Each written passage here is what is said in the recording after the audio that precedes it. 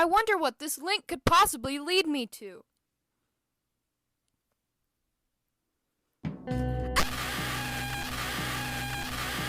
Sup, it's Sydney, and yes, today I'm coming at you with a Talented, brilliant, incredible, amazing, show-stopping Q&A. Oops. But I do have some good news. Just ignore the outfit. I'm going to be posting every single Friday for the remainder of 2020 because I've been inconsistent and also because it sucks. So y'all deserve it. Do I have an exact time I will be posting on Fridays?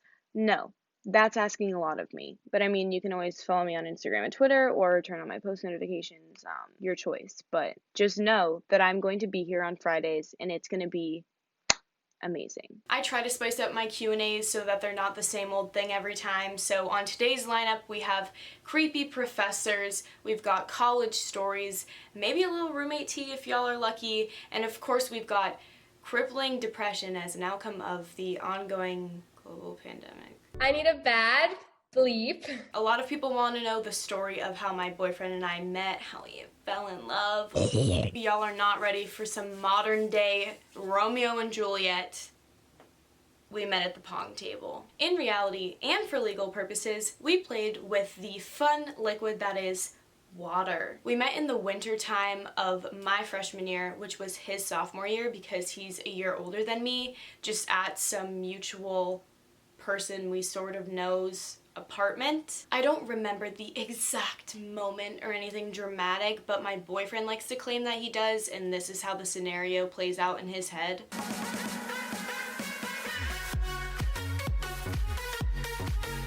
But our paths crossed again because my boyfriend and my two other roommates are in the same thon organization, so they became friends by like going to different meetings and stuff, and then I became friends because I just kind of tag along with whatever the heck they do. We just continued being friends and our group kind of became closer as the months went on, and then in early October, I would say, I had an astronomy exam. This was during my 19 credits of hell semester. You know, the 19 credits is the only thing that's f***ing me in the ass. Yeah. That semester. I was staying on top of accounting, I was working really hard on econ, and then astronomy just kind of like didn't really happen that often. And my now boyfriend had already taken astronomy, and this man's basically offered to teach me everything in the class like a day before I had to take the exam. I just felt so comfortable during that study session, and I know that sounds really stupid, but I had never really felt like I could trust someone so much and so fast, and I just felt like very loved. Why'd you decide to take 19 credits again? Excuse me, misinformation. That's crazy. I would never subject myself to such pain again. I'm taking 18 credits. How's life with PSU football being Bleep. Honestly, it's just so in line with 2020 that, like, of course we had to suck at football this year. Of course. I really was banking on football just, like, salvaging my mental health even just a little bit, because normally it keeps me at least somewhat sane. Well, So I'm really sad, that's all.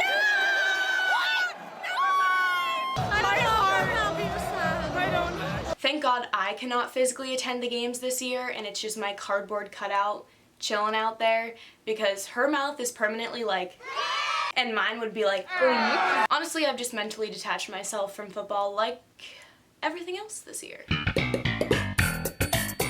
When are you gonna tell us more college stories? How about right freaking now? So, like, disclaimer, this is all from my perspective, obviously, and I don't think it was this professor's intent to be really creepy, but to me, it just gave me bad vibes. Okay, let's get started. I was in this class.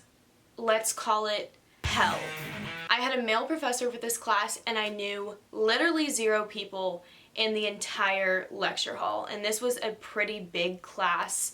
There was over 300 people at the start, definitely some people dropped. There was this pre-survey that we filled out before the class began that basically talked about how comfortable we were with the subject, if we liked it or not, what our major was, just like very generic stuff. Like the diligent student I am, I frickin' filled it out and I gave my honest opinion. I'm a supply chain major.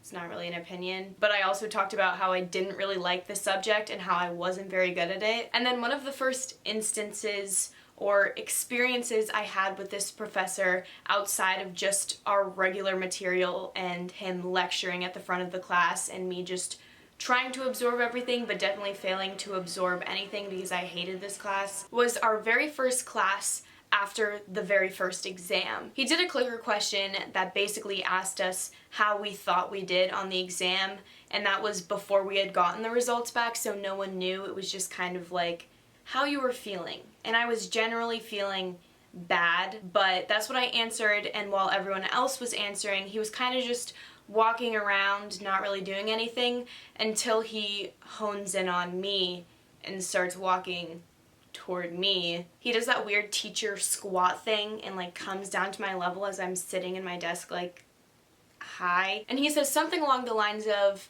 I looked over your exam scores and I know you didn't have a good experience with this subject in the past, but I want you to know that you can always come into my office hours and talk to me, Sydney. And I'm like,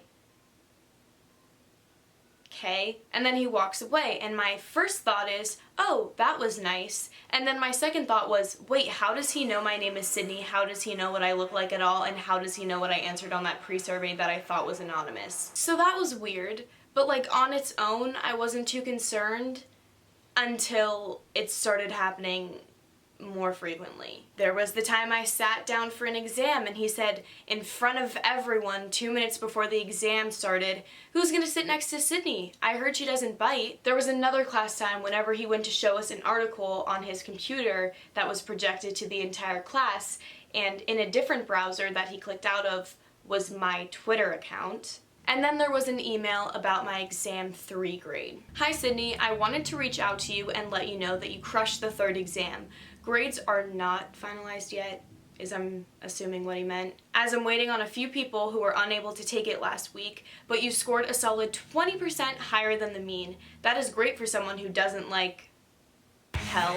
Please don't announce this yet until grades are posted. Keep on crushing it. I hope you stay in touch after the semester.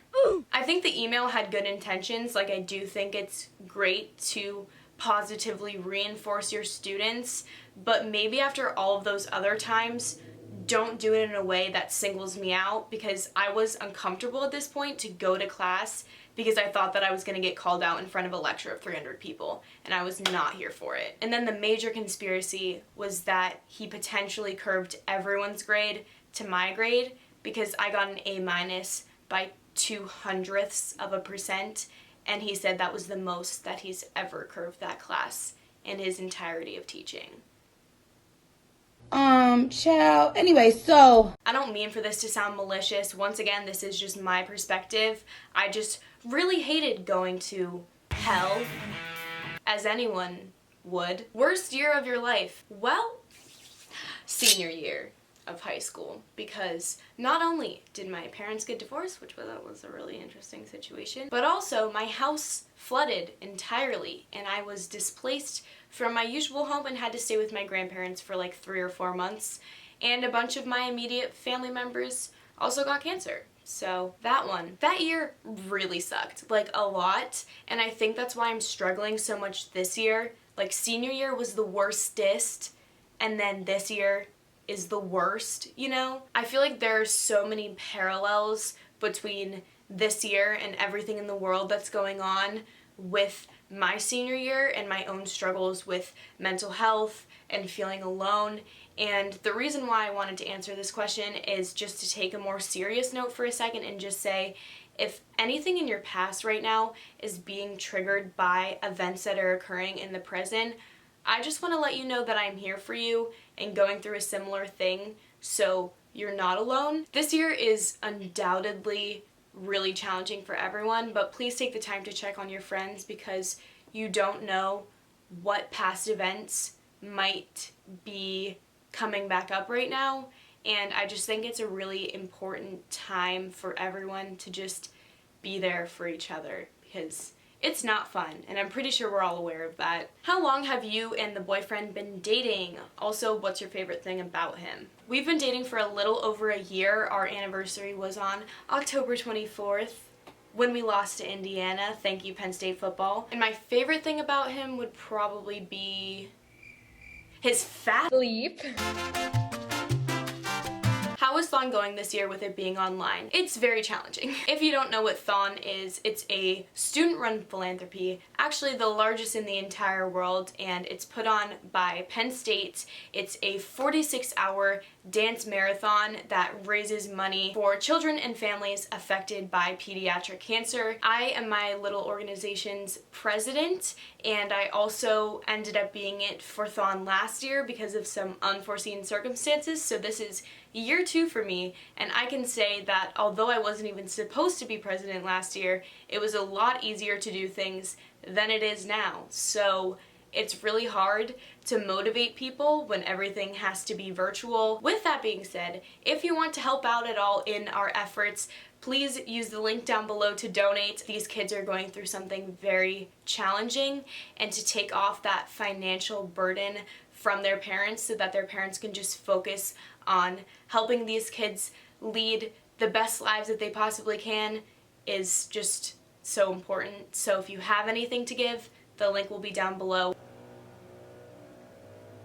I don't even get the point of a leaf blower. It just scatters the leaves a little bit further away, which they were already there, and then more just come down. All it does is blow my brains out. Any toxic friends? I don't want to get into the details, but maybe, potentially, once upon a time, I had a previous roommate who maybe, potentially, once upon a time lived here, who was a pescatarian and decided one day to take our collective chicken and put a pamphlet about speciesism on it. Once upon a time, maybe, potentially, that happened. And that is simply the last question I'm going to answer because I cannot tolerate this man's leaf blowing. Peace out, fellas.